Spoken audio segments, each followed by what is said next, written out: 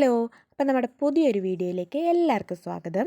ഇന്നത്തെ വീഡിയോയിൽ ഇത്തോട്ടെൻ്റെ സ്കൂളിലെ ചെറിയൊരു ഫംഗ്ഷനും പിന്നെ ഞങ്ങളുടെ ഷോപ്പിങ്ങും ഒക്കെയാണ്. സ്കൂൾ ഓപ്പണിങ്ങിൻ്റെ മുമ്പായിട്ട് സ്കൂളിൽ ചെറിയൊരു ഫംഗ്ഷൻ നടത്തിയിട്ടുണ്ടായിരുന്നു. ശരിക്കും പരിപാടി നടന്നത് മെയ് 29-നാണ്. വീഡിയോ ഇടാൻ കുറച്ച് ലേറ്റായിപ്പോയി.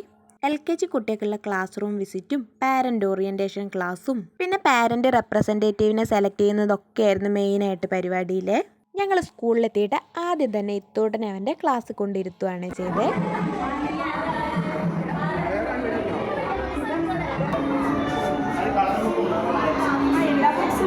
സ്റ്റോറി ബുക്ക് വേണം. സ്റ്റോറി ബുക്സ് കവർ ചെയ്യണ്ടെന്നേ പറഞ്ഞോളൂ. അത് അങ്ങനെ കുട്ടികളെല്ലാം അവരുടെ ക്ലാസ്സിലാക്കിയിട്ട് പാരൻസിനുള്ള ക്ലാസ് ഇപ്പോൾ ഒരു ഹോളിലായിരുന്നു നടന്നിരുന്നത്. This year, we are introducing a new methodology of teaching and learning in lower kindergarten. So we have with Chrysalis team indeed. For our kids and a lot of other facilities are made in school and it's a beautiful all of you have completed this process and all, but then just for your understanding, as per the NEP's norms, there are a few changes that they have affected students. There will be a lot of ശരിക്കും ഇതൊരു interactive class ആയിരുന്നു. സ്കൂളിൻ്റെ മാനേജറും പ്രിൻസിപ്പളും പിന്നെ KGയിലെ പ്രിൻസിപ്പളും എല്ലാവരും കൂടി പാരൻസിന് ഒരു awareness class ആയിരുന്നു തന്നത്. Acknowledged, please. We will be sending certain circulars and all. Some copies will be enclosed in the handbook sometime. You are not able to take a day's class ഏകദേശം ഒരു 2-2.5 മണിക്കൂർ ഉണ്ടായിരുന്നേ. സ്കൂളിൻ്റെ റൂൾസും റെഗുലേഷൻസും അതുപോലെ കുട്ടികൾ എങ്ങനെയാണ് സ്കൂളിൽ വരേണ്ടതെന്നും പിന്നെ അവരുടെ ടീച്ചിങ് മെത്തഡോളജിയെക്കുറിച്ചും അങ്ങനെ ഓരോരോ കാര്യങ്ങളായിരുന്നു ക്ലാസ്സിൽ. ഏകദേശം ഒരു 12:30 ആകുമ്പോഴത്തേക്ക് ക്ലാസ് കഴിഞ്ഞിട്ടുണ്ടായിരുന്നു. പിന്നെ ഞങ്ങൾ ഇത്തോട്ടിനെ കൂട്ടാൻ വേണ്ടിയിട്ട് അങ്ങോട്ട് പോകുമ്പോൾ അവൻ കാർട്ടൂണൊക്കെ കണ്ട് എൻജോയ് ചെയ്യുവാണ്. ഞങ്ങൾ വന്നത് അറിഞ്ഞേയില്ല.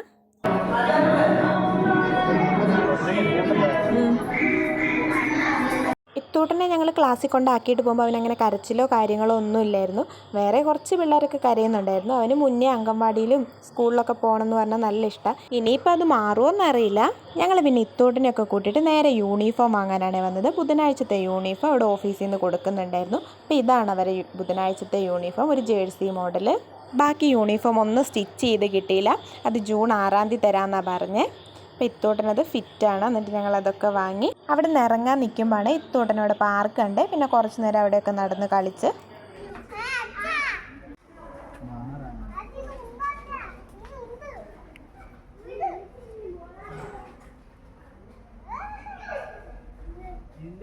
അപ്പോൾ ഇതാണ് ഇവരുടെ KG സെക്ഷൻ. ഇതിനടുത്തായിട്ട് തന്നെയാണ് പാർക്ക്. ഇതിനോട് ചേർന്ന് തന്നെ കുട്ടികൾക്കായിട്ടൊരു സ്വിമ്മിങ് പൂളൊക്കെ ഉണ്ട്.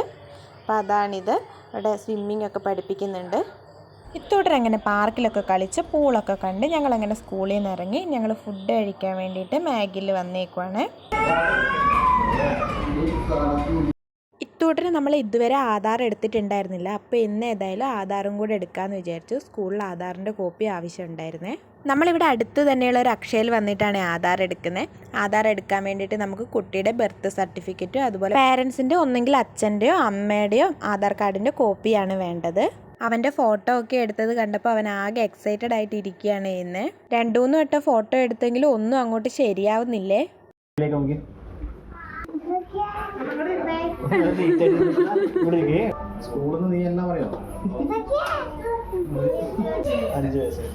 അഞ്ച് വയസ്സിൽ താഴെയുള്ള കുട്ടികൾക്ക് അവരുടെ വിരലടയാളം വെക്കാതെ പാരൻസിൻ്റെ തമ്പ് ഇംപ്രഷനാണ് വെക്കേണ്ടത്. 5 വയസ്സ് കഴിയുമ്പോൾ നമ്മളത് മാറ്റി ആധാർ പുതുക്കി എടുക്കേണ്ടതാണ്. അങ്ങനെ ആധാറൊക്കെ എടുത്തിട്ട് ഞങ്ങൾ പിന്നെ ഇത്തോട്ടന് ഡ്രസ്സ് എടുക്കാൻ വേണ്ടിയിട്ട് വന്നേക്കുവാണ്. ഇത്തോട്ടന് സ്കൂളിൽ ഫസ്റ്റ് ഡേ ഇടാൻ വേണ്ടിയിട്ട്.